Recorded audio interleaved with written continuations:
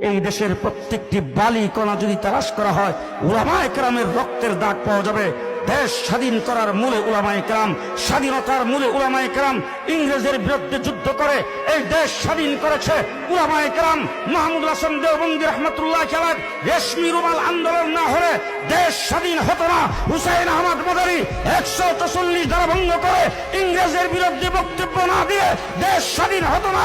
লাহোরের কোর্টে হুসাইন আহমদ মাদানী বিচারকের সামনে জোর গলায় বক্তব্য না রাখলে দেশ স্বাধীন হতো না। শামিলের যুদ্ধে কাসেম নানুতুবি নেতৃত্ব না হলে দেশ স্বাধীন হতো না।